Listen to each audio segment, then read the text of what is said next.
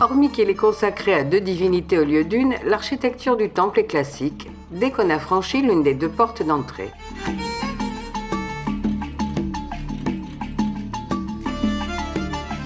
Une cour à colonnade, 2 salles hypostyles, 3 antichambres à traverser avant d'arriver au sanctuaire. Les sanctuaires sont entourés de petites chapelles. Nous allons voir ce qu'il en reste aujourd'hui. Commençons par la porte monumentale construite sous Ptolémée XII. C'est lui qu'on voit représenté sur cette porte, faisant des offrandes aux dieux. Comme vous le voyez, la partie haute et la partie basse sont très dégradées. Je ne parlerai donc que des scènes encore bien visibles. Regardons d'abord la décoration du milieu. Plusieurs rangées de corbeilles portent la croix de vie entourée de 2 sceptres ouas.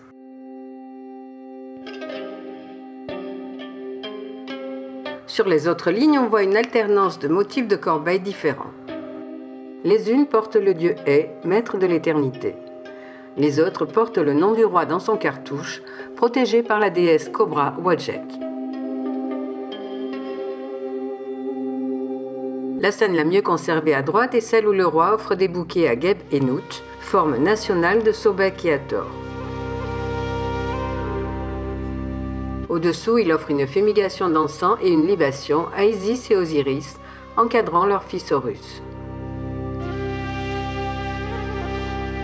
À gauche, on voit le roi offrant un récipient en onguent en forme de sphinx, Aptai Sekhmet. Si Ptah n'est pas représenté sous son aspect momiforme habituel, c'est qu'il est associé ici à Tatenen, le dieu terre le plus ancien de Memphis.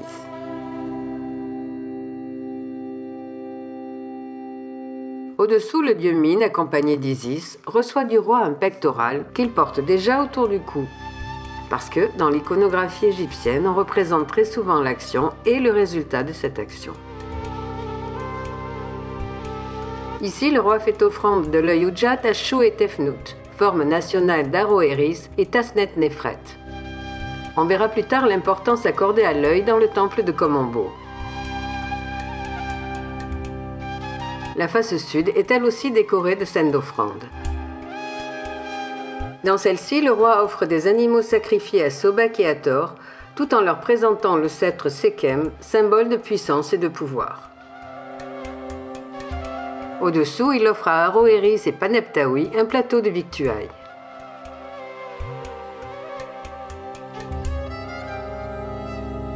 Entre la porte et le temple, la chapelle d'Hathor est bien conservée. Elle aurait été construite sous l'empereur Domitien en l'honneur d'Aphrodite.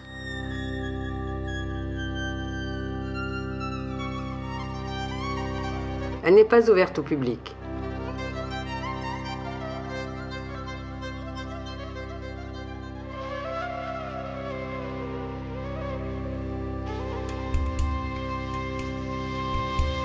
Des sarcophages et une statue sont disposés juste à côté, mais je ne peux pas vous en dire plus à leur sujet. Avant d'entrer dans la cour, je vous propose de nous arrêter devant les restes de l'enceinte de pierre datant de la même époque. Seule la partie sud-ouest comporte des scènes bien conservées. La triade Sobek, Hathor et Khonsou accueille un défilé conduit par l'empereur Domitien, coiffé de la couronne blanche de Haute-Égypte. Devant les dieux, le long texte est un hymne à Sobek. Assez important pour la théologie de Komombo, il présente notamment la généalogie du dieu crocodile, issu des dieux primordiaux. Et voici le défilé des présents offerts à la triade par des dieux Nil, des déesses et des génies de Haute-Égypte.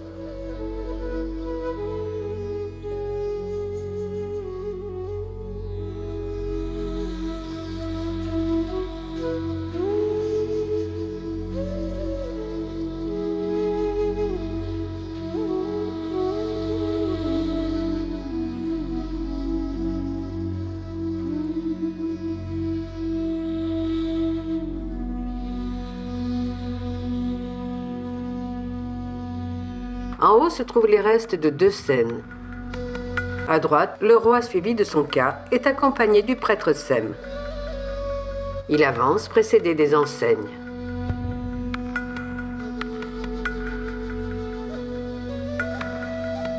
À gauche, le roi était transporté dans une chaise à porteur par les 3 âmes de paix qu'on ne voit plus et les 3 âmes de Neken. Petit rappel, ce que nous appelons âme, les Égyptiens l'appelaient Ba.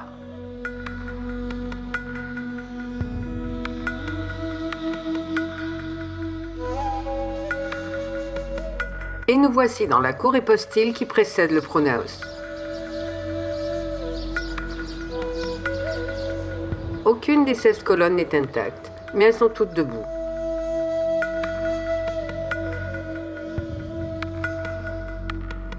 Elles datent de l'époque de Tibère et c'est lui qu'on verra faisant des offrandes aux dieux.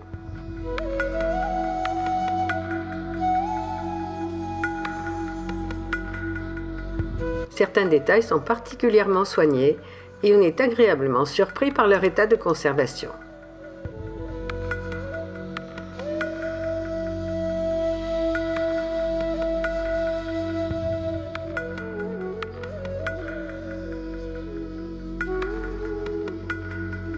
Ce sont les colonnes du côté sud qui sont les mieux conservées.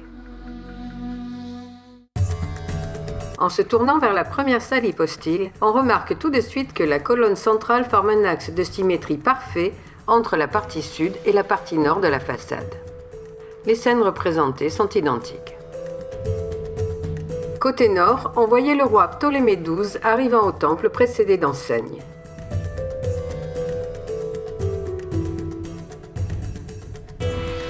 Devant lui, le prêtre Yunmutef l'encense.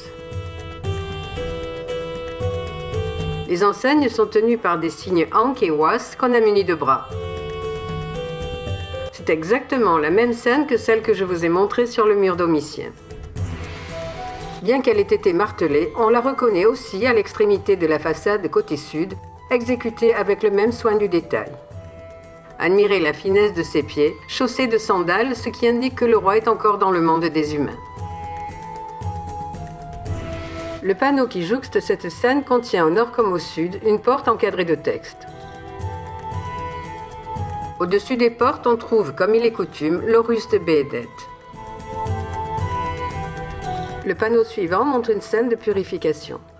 Côté nord, Ptolémée XII est purifié par Thoth et Horus en présence de Haroéris dont on ne voit que les jambes. Au-dessus, les cartouches ont gardé leur couleur. Côté sud, il est purifié par les mêmes dieux, mais en présence de Sobek, ce qui est tout à fait logique.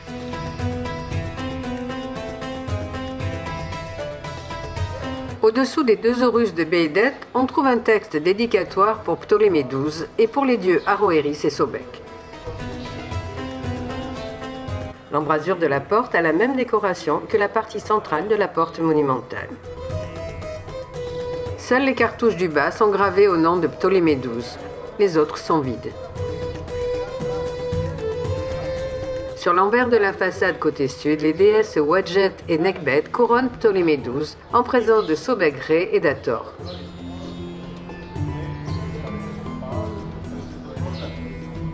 La scène est représentée de manière conventionnelle, sauf que la transparence des vêtements donne l'impression que les personnages sont nus. Côté nord, une très belle scène fait intervenir 4 dieux protecteurs autour de Ptolémée XII. Horus et Thoth imposent leurs mains sur la couronne du roi. Nout et Isis, à tête de lionne, ont posé une main rassurante sur ses épaules. De la main gauche, Isis lui insuffle la vie éternelle. Cette représentation d'Isis est tout à fait exceptionnelle. Les Ptolémées ont fait de multiples variantes des divinités pharaoniques et il ne faut s'étonner de rien. Ici, ils ont voulu symboliser l'aspect protecteur d'Isis, qui est un souffle maternel, mais qui peut être agressif comme les Sekhmet pour défendre le souverain.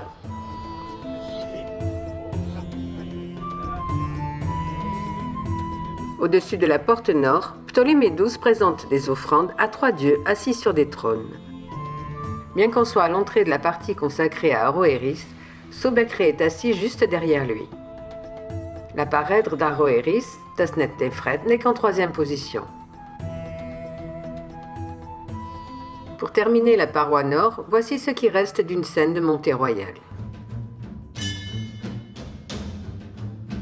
Comme il est d'usage dans les temples de cette époque, les colonnes campaniformes sont toutes différentes.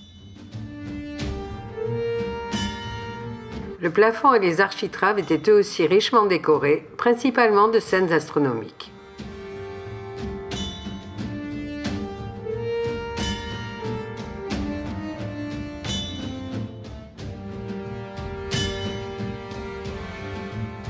Le roi figurant sur toutes les scènes des parois est le grand-père de Ptolémée XII, Ptolémée VIII.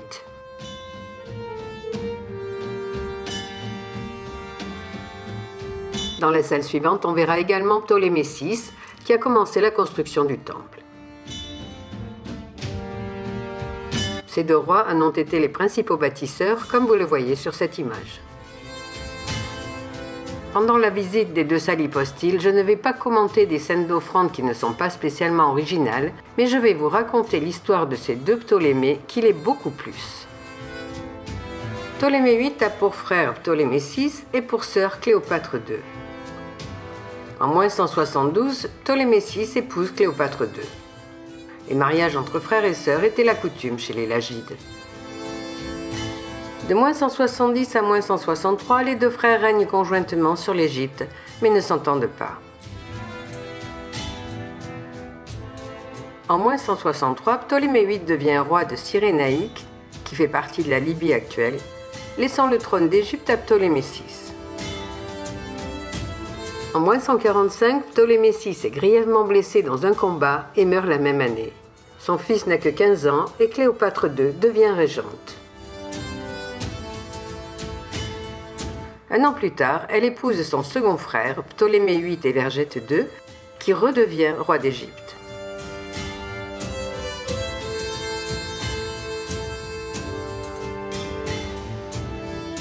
Dès son avènement, il fait assassiner son neveu et chasse les savants du musée d'Alexandrie.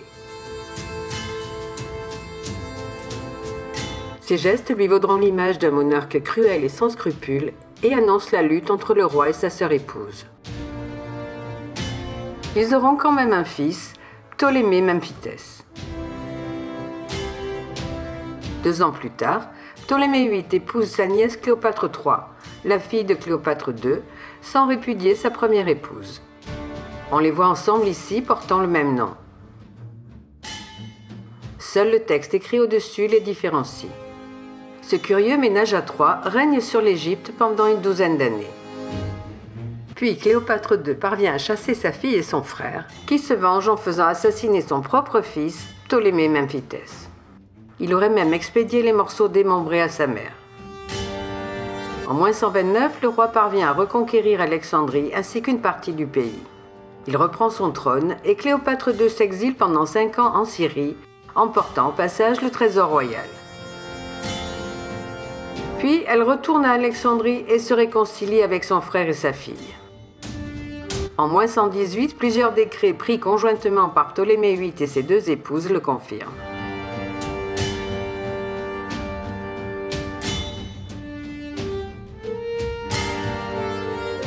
Le moins qu'on puisse dire, c'est que les Ptolémées ne sont pas rancuniers, non? La salle suivante est appelée salle médiane ou vestibule extérieur, ou salle de fondation du temple, ou salle des anniversaires. Plus on avance vers les sanctuaires, plus on remonte dans le temps. Cette partie date du règne de Ptolémée VI, c'est donc lui qui est représenté dans les scènes. Ici, il est détruit maintenant, mais il effectuait sous le contrôle de ses chattes le rite de tendre le cordeau, afin de déterminer l'axe nord-sud pour orienter le temple. La déesse cumulait les fonctions de déesse de l'écriture, de l'astronomie, de l'astrologie, de l'architecture et des mathématiques. Derrière elle, Aroëris promet au roi que ses chattes lui donnera des millions de fêtes cèdes. Si on la représente souvent vêtue d'une robe en peau de panthère, c'est que les taches de la fourrure symbolisent les étoiles. La scène suivante fait elle aussi partie du rite de fondation du temple. Face à Aroëris, Ptolémée VI purifie le temple représenté au milieu en lançant des boulettes de natron. Le natron est un mélange de sel de sodium provenant de lacs de régions plus ou moins désertiques, extrêmement utilisé dans l'Antiquité. Le mot natron est d'ailleurs à l'origine du symbole chimique du sodium. Sur la paroi opposée figure la cérémonie du début de la construction du temple. Ptolémée VI verse un seau de sable devant Aroëris et Tasnet-Néphret.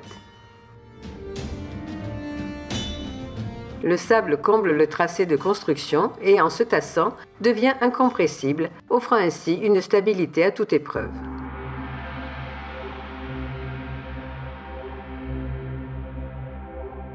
Ptolémée VI joue du sistre pour Hathor.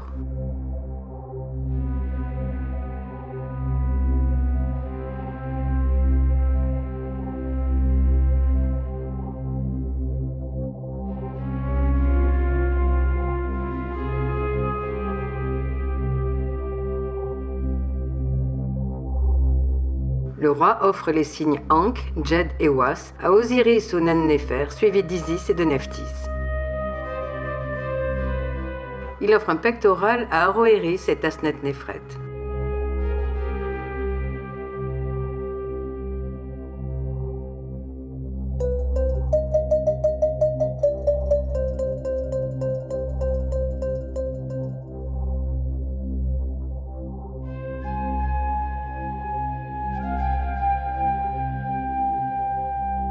Ptolémée VI et Cléopâtre II, en porteurs d'offrandes et de fleurs, conduisent un défilé de déesses campagnes et de dieux du Nil.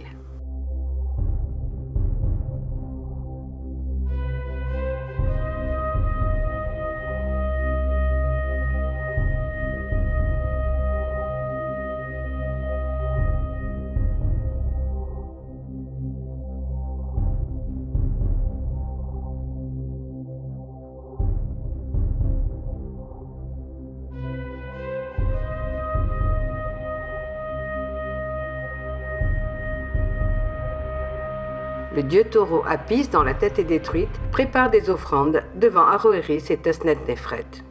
C'est lui qui les offrira aux dieux, de la part du roi qui se tient derrière lui. En échange, les dieux offriront au roi les 2 couronnes et la souveraineté universelle. Une scène qui se répète souvent dans le temple. Le roi et la reine marchent devant le défilé des dieux du Nil.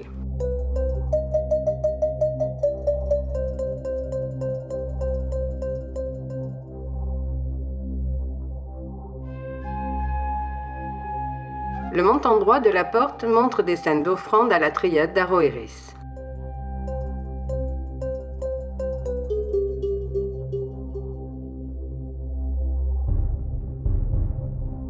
Le montant gauche à la triade de Sobek. Ici, le roi offre du lait à Paneptaoui, qui joue le rôle de Khonsou. Le linteau est presque totalement détruit.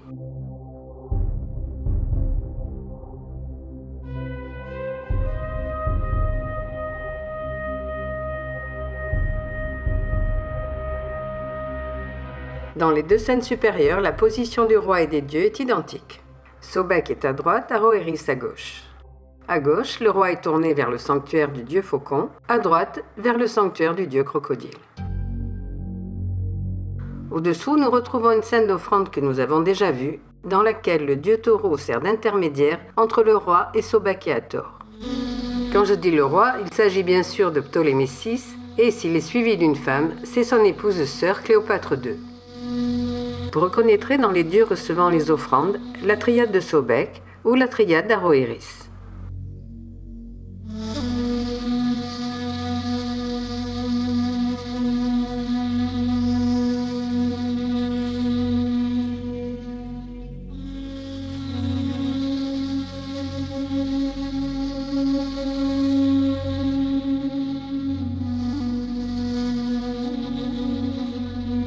Je m'aperçois que je n'ai pas encore vraiment présenté les 2 maîtres des lieux.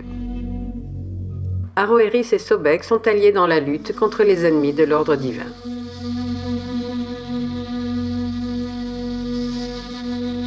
Dans le ciel, le combat est mené par Aroëris et sur la terre par Sobek.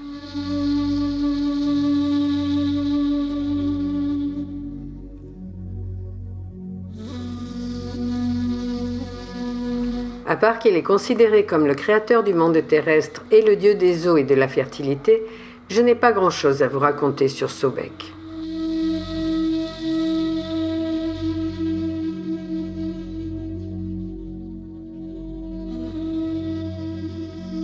Pour Aroëris, j'ai trouvé deux versions un peu différentes du mythe.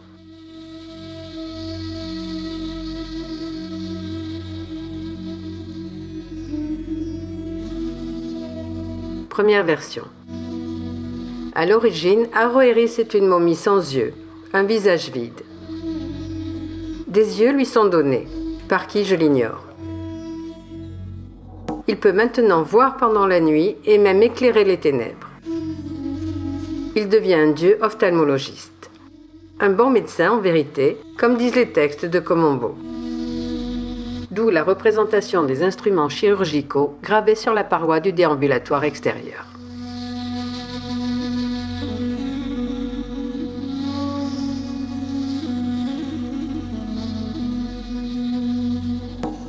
Deuxième version. Ses yeux sont le soleil et la lune. Quand ni l'un ni l'autre ne sont visibles, Aroëris est aveugle. Cette cécité ne l'empêche pourtant pas de combattre.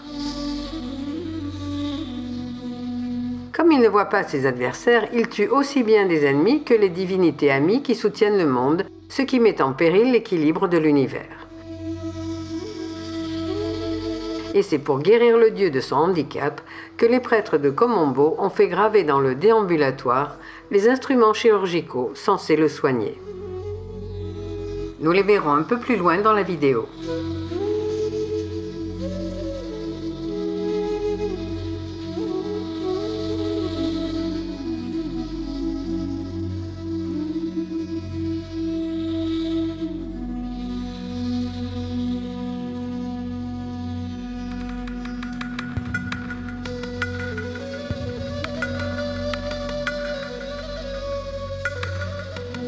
Nous voilà arrivés à l'emplacement le plus sacré du temple, les sanctuaires des deux divinités de Komombo. Il ne subsiste que les restes des deux naos sur lesquels était posée la statue du dieu que les prêtres vénéraient 3 fois par jour. Tout autour des sanctuaires, il y avait un couloir appelé couloir mystérieux sur lequel s'ouvrait une série de petites chapelles. Il n'en reste pas grand-chose. Les scènes sont le plus souvent réduites à leur soubassement. Le temple fut entouré de différentes enceintes construites par différents souverains.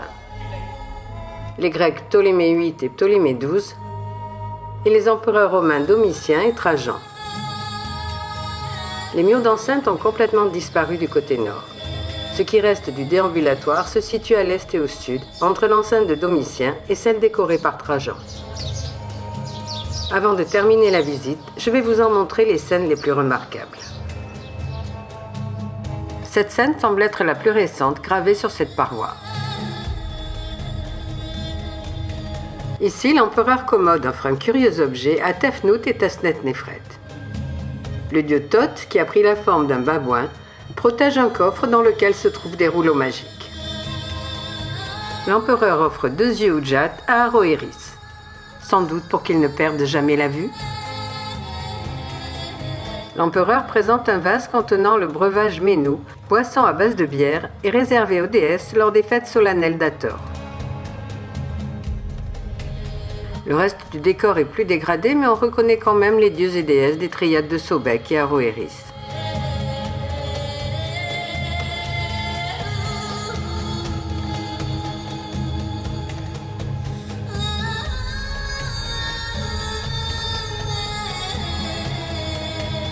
Et nous arrivons devant le relief le plus célèbre du temple, celui des instruments chirurgicaux.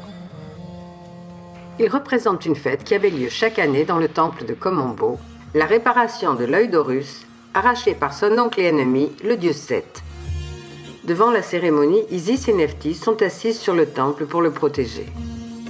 Derrière elles se trouve un autel sur lequel sont représentés des outils de chirurgie qui permettaient de reconstituer rituellement l'œil d'Horus.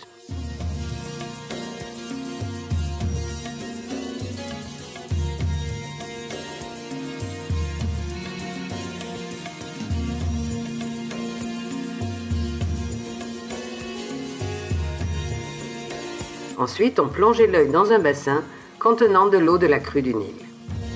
C'est grâce à ce rite qu'Horus, Aroëris pour les Grecs, retrouvait son intégrité physique et sa puissance. À partir de là, cet œil recomposé, qu'on appelle l'œil Ujat, est devenu le symbole de tout ce qui est physiquement atteint, mais guéri ou ressuscité. En face de la représentation des instruments médicaux, une grande scène est gravée en haut relief, c'est-à-dire que la pierre est détourée au lieu d'être creusée. Cette scène est appelée relief culturel. Sur 3 registres, il présente un résumé de l'ensemble de la théologie de Komombo. Il a été placé sur le mur extérieur pour les croyants ordinaires qui n'avaient pas le droit d'entrer dans le temple. Au centre du relief se trouvent 6 colonnes de texte, le double hymne. La partie gauche concerne Sobek, la partie droite Aroëris. De chaque côté, Aroëris et Sobek regardent vers l'intérieur du temple. À leurs pieds, on voit leurs armes respectives. L'épée de la victoire pour Sobek et l'épée humaine, ou Lith, celle qui vient, pour Aroëris. Toutes deux possèdent un œil Ujat. Au-dessous du double hymne, 2 scènes miroirs représentent 3 prisonniers enchaînés, des présents d'animaux, des papyrus et des lotus. Plus haut, un petit naos contenait une statue de la déesse Maat, sculptée dans la pierre et représentée de face. Le naos possède des yeux et des oreilles pour voir les fidèles et entendre leurs doléances. Au-dessus de la niche, le dieu de l'air et, qu'on peut assimiler à Shu, supporte le ciel entouré des 4 vents.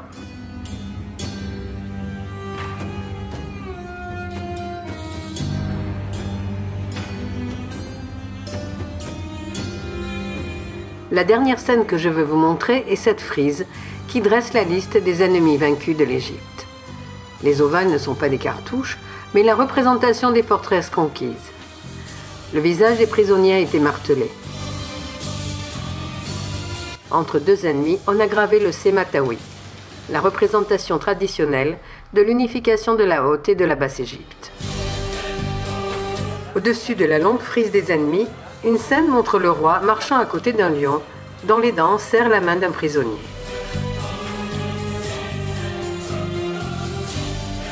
Notre bateau va repartir dans quelques minutes et nous terminerons par un simple coup d'œil sur la cour nord.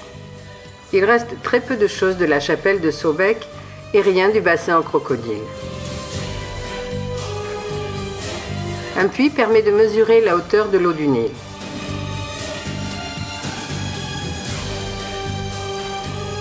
On voit le reste d'une porte romaine. Le Mamizi, probablement construit par Ptolémée VIII, comprenait plusieurs salles, mais plus de la moitié s'est écroulée dans le Nil. Il n'en reste que 3 pans de mur. La visite est terminée. Je vous remercie de m'avoir accompagné jusqu'au bout et je vous donne rendez-vous à la prochaine étape, Assouan.